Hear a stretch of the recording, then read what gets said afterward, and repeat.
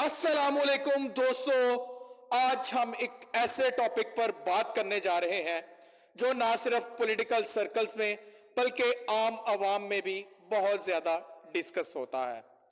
आप कहीं भी होटल या किसी भी रेस्टोरेंट या किसी भी ऐसी जगह पर बैठे, आप लोगों में यही टॉपिक डिस्कस होता हुआ नजर आएगा। अगर इंडिया और पाकिस्तान के दरमियान फिर से जंग होती है तो क्या पाकिस्तान जीत सकता है? यह सवाल सिर्फ जज्बात का नहीं बल्कि डिफेंस, स्ट्रेटजी, इकोनॉमी, डिप्लोमेसी और टेक्नोलॉजी का भी है। चलिए फैक्ट के साथ जानते हैं इसका जवाब। लेकिन अगर उससे पहले आपने हमारे चैनल को सब्सक्राइब नहीं किया तो हमारे चैनल को सब्सक्राइब करें, लाइक करें, शेयर करें और हमें आपके सपोर्ट की ज्यादा से ज्यादा जरूरत है। सबसे पहले बात करते हैं दोनों मुल्कों की मिलिट्री पावर की। इंडिया के पास दुनिया की चौथी बड़ी सबसे आर्मी है, जबकि पाकिस्तान भी टॉप 10 मिलिट्री फोर्सेस में शामिल है। इंडिया के पास एक्टिव उसके जो हाजिर सर्विस है वो 14 लाख से ज्यादा आर्मी के लोग हैं। इंडिया का आर्मी का डिफेंस बजट 75 बिलियन प्लस है। इंडिया के पास एडवांस मिसाइल सिस्टम अग्नि, ब्रह्मोस, राफेल जेट, विक्रम आदित्य जैसे एयरक्राफ्ट कैरियर्स हैं, जबकि पाकिस्तान के पास 6,50,000 एक्टिव जो सोल्जर हैं वो मौजूद हैं। पाकिस्तान का डिफेंस बजट 10 से 11 बिलियन है। पाकिस्तान के पास strong missile system Shaheen Babur, JF-17 thunder jets जैसी चीजें मौजूद हैं। मगर जंग सिर्फ नंबर का खेल नहीं होती, स्ट्रेटजी भी बहुत इंपॉर्टेंट होती है। दोनों मुल्कों के पास न्यूक्लियर वेपन्स हैं और यही वजह है कि फुल स्केल वार के चांसेस हमेशा कम होते हैं।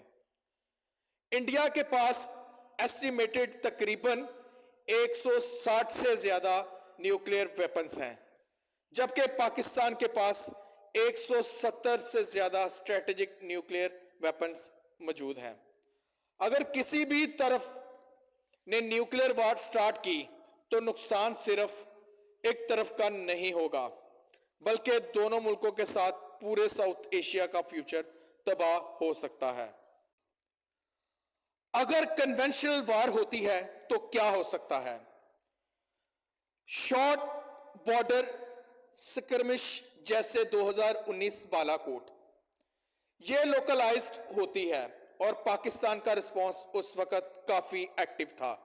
याद है ना इंडियन पायलट का कैप्चर करना, अभिनंदन को जैसे कि हमने पकड़ा था और इंडिया के 2 से 3 त्यारे हमने गिराए थे।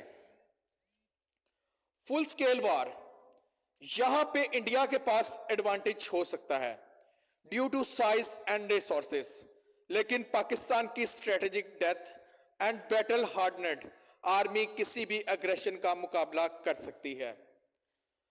प्रॉक्सी वार या साइबर वॉरफेयर, यह नया बैटलफील्ड है जहां हैकर्स, डिसइंफॉर्मेशन और प्रोपोगंडा से मुल्कों को कमजोर किया जाता है।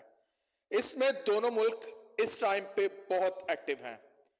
इंटरनेशनल पॉलिटिक्स भी इंपॉर्टेंट रोल प्ले करती है। इंडिया के साथ USA और फ्रांस का जो है वो एक बड़ा मजबूत रिलेशन है और वो इसके साथ खड़े हुए हैं, जबकि पाकिस्तान के साथ चाइना, रशिया एंड टर्की और मुस्लिम वर्ल्ड का सपोर्ट है। लेकिन याद रखें, जंग के वक्त कोई भी मुल्क ओपनली न्यूक्लियर वार के लिए सपोर्ट नहीं करता। हर कंट्री पीस का सपोर्टर होती है, कम से कम सरफेस पर। जंग से सिर्फ फौज नहीं, इकोनॉमी भी तबाह होती है। पाकिस्तान की GDP ऑलरेडी प्रेशर में है और फुल स्केल वार इश्यू और डैमेज करेगी। इंडिया भी इकोनॉमिक ग्रोथ पे हैवीली डिपेंडेंट है और वार से इन्वेस्टर भाग जाते हैं, यानी जंग दोनों तरफ के अवाम के लिए नुकसान ही नुकसान है। तो क्या पाकिस्तान इंडिया से जंग जीत सकता है? टेक्निकली अगर सिर्फ फौज की बात करें तो पाकिस्तान के पास डिफेंस का फुल पावर है, लेकिन रियलिस्टिकली दोनों मुल्कों के पास इतनी डिस्ट्रक्टिव पावर है कि वार किसी के हक में नहीं जाएगी, सिर्फ बर्बादी होगी। इसलिए असली जीत जंग में नहीं, अमन में है। हमें चाहिए कि हम अपने यूथ को एजुकेशन, साइंस और डेवलपमेंट में इन्वेस्ट करें, ना कि मिसाइल्स और बम्स में। अगर आपको यह वीडियो इंफॉर्मेटिव लगा हो तो लाइक करें, शेयर करें और कमेंट्स करें। बताएं आपका क्या ख्याल है, क्या पाकिस्तान जीत सकता है?